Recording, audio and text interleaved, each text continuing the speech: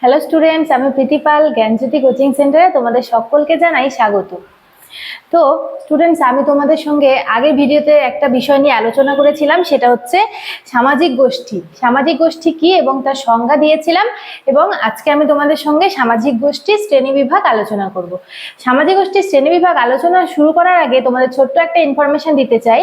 তোমরা যদি আমাদের জ্ঞানজ্যোতি কোচিং সেন্টারে অনলাইনে যুক্ত হতে চাও, তাহলে বাঁদিকে দেখো দুটো নাম্বার দেওয়া আছে, এই দুটো নাম্বারের সঙ্গে যোগাযোগ করতে পারো, কারণ এটা আমাদের জ্ঞানজ্যোতি কোচিং সেন্টারের হেল্পলাইন নাম্বার। তো সামাজিক গোষ্ঠীর শ্রেণী বিভাগ, সামাজিক গোষ্ঠীকে অনেকগুলো শ্রেণীতে ভাগ করা হয়। প্রথমেই বলবো হচ্ছে প্রাথমিক গোষ্ঠী। প্রাথমিক গোষ্ঠী কি? সমাজের অপেক্ষাকৃত ক্ষুদ্রতম গোষ্ঠী হলো প্রাথমিক গোষ্ঠী। অর্থাৎ অল্প সংখ্যক ব্যক্তির অন্তরঙ্গের মধ্যে দিয়ে এই গোষ্ঠী গঠন করা হয়। এই গোষ্ঠীর সদস্যদের মধ্যে প্রত্যক্ষ এবং ব্যক্তিগত পরিচয় ভিত্তিক ঘনিষ্ঠ সম্পর্ক বিদ্যমান। যেমন উদাহরণস্বরূপ আমরা বলতে পারি পরিবার, খেলার দল, বন্ধু দল ইত্যাদি। তো এই গোষ্ঠীর সদস্যদের মধ্যে খুব নিবিড় ও গভীর সম্পর্ক থাকে বলে এদের মুখোমুখি গোষ্ঠীও বলা হয়। অর্থাৎ সামাজিক গোষ্ঠীর যে প্রাথমিক গোষ্ঠী যে রয়েছে, প্রাথমিক গোষ্ঠীকে কিন্তু মুখোমুখি গোষ্ঠীও বলা হয়। যেমন ম্যাকাইভার ও পেজ তার সংজ্ঞায় বলেছেন, প্রাথমিক গোষ্ঠী মানব সমাজের সহজ সরল এবং অন্তরঙ্গ একটি গোষ্ঠী। ঠিক আছে, এরপরে প্রাথমিক গোষ্ঠী হয়ে গেল, এখন বলছি গৌণ গোষ্ঠী। গৌণ গোষ্ঠী কি?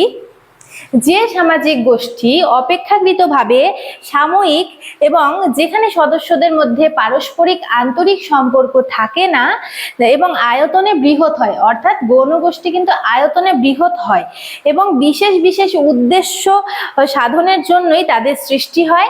এই সকল যে গোষ্ঠী থাকে এটাকেই হলো গৌণ গোষ্ঠী বলা হয়। যেমন এর উদাহরণ গৌণ গোষ্ঠী বা সেকেন্ডারি গ্রুপ বলা হয়। উদাহরণস্বরূপ আমরা বলতে পারি রাজনৈতিক দল, তারপর ছাত্র সংসদ, শ্রমিক সংগঠন, বণিক সংঘ, নৃত্যশালা ইত্যাদি।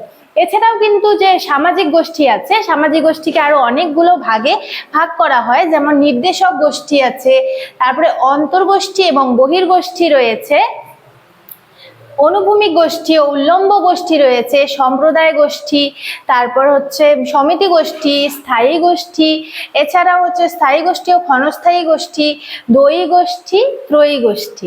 এছাড়া তারপর রয়েছে ক্ষুদ্র গোষ্ঠী এবং বৃহৎ গোষ্ঠী, তারপর ঐচ্ছিক এবং অনৈচ্ছিক গোষ্ঠী, এরপর বিধিবদ্ধ গোষ্ঠী এবং অবিধিবদ্ধ গোষ্ঠী। তো সামাজিক গোষ্ঠীকে যে কতগুলো শ্রেণীতে ভাগ করা হয় সেটা তোমাদের লিখে দিয়েছি, তোমরা হলো খাতায় সেটা ভালো করে লিখে নেবে। এবং প্রাথমিক গোষ্ঠী এবং গৌণ গোষ্ঠীটা কিন্তু খুব ইম্পর্টেন্ট, সেজন্য এই দুটো বিষয় নিয়ে তোমাদের সঙ্গে বিস্তারিত আলোচনা করলাম।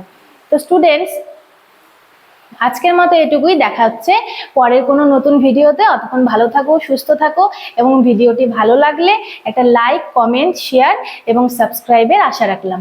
Thank you.